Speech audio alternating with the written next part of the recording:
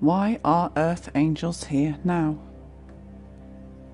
The angelic realm have been here since the beginning of time as guardians of the planet.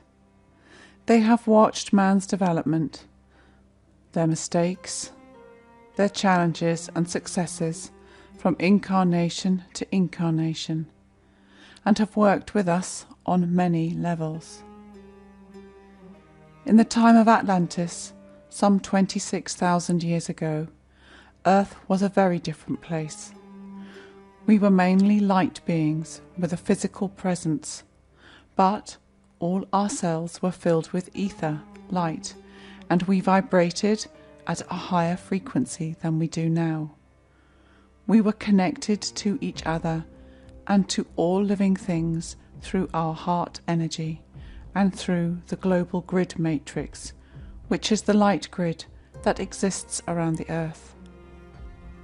This light grid is connected today, as it was then, through to the stellar grids of light from the star systems connecting throughout the universe.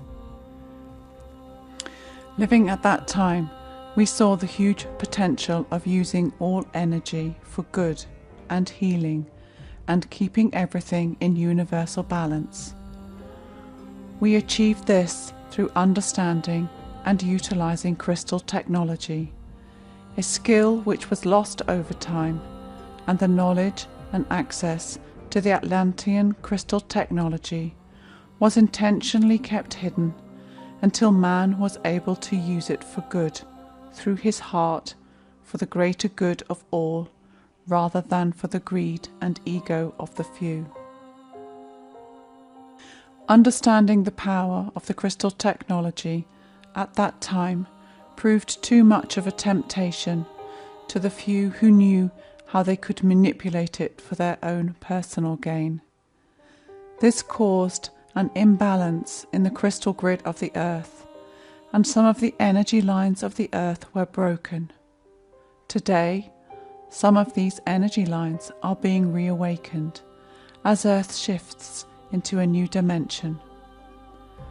The distortion that happened in the Earth's grid at that time had a massive impact in the greater universe.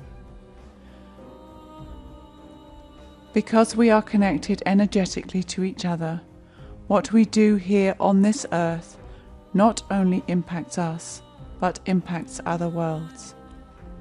The spiritual hierarchy decided that the beings on earth, who were now operating from their egos rather than their hearts, could not be allowed to carry on with what they were doing, as it was having such a destructive impact on the universe as a whole, and Atlantis was sunk. A few of the priests and priestesses of Atlantis, who had stayed in their hearts throughout this time, and who were still connected to the spiritual hierarchy, were given warning of the impending flood, and fled to safety, taking the sacred knowledge with them.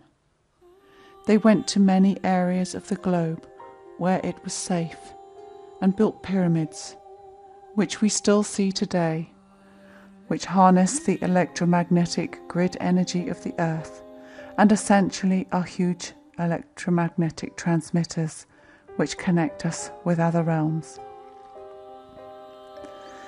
The spiritual hierarchy set a plan in place for mankind, a plan that would take 26,000 years to come to fruition. From the time of Atlantis until the 21st of December 2012, man energetically descended from a being of light to a being of dense physical matter.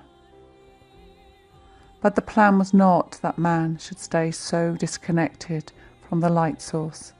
The plan was that the Earth should return once more to its state as a universal healing station. In order to do this, the Earth herself received two massive stellar activations around 1999. These stellar activations caused the crystal grid of the Earth to wake up. As the stellar light infused the crystal grid of the Earth with codes and frequencies, the shape of the crystal grid of the earth actually changed. This had to happen so that the incoming souls, who had chosen to support the spiritual hierarchy and the universe in the mission, could sustain themselves here on earth. Beings came together from many dimensions in the universe. Their sole purpose was to come to earth at this time to support the reawakening of humanity and to bring the light and their frequencies and codes from the many dimensions that they existed in to support the universal mission. Some beings came from the angelic realms, some came from the galactic realms, and some beings who had achieved a level of spiritual mastery in physical incarnations on earth also chose to come back at this time.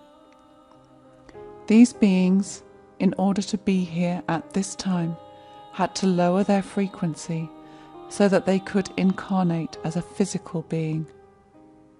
As a being of light, you do not need a physical body. So in order to be here, they had to go through the very difficult task of solidifying their light bodies into matter. This is a really difficult task for a light being. Most of you on a spiritual path understand how difficult it is for us on our journey as light workers. For most of us, we are reversing the journey we made when we chose to incarnate here at this time.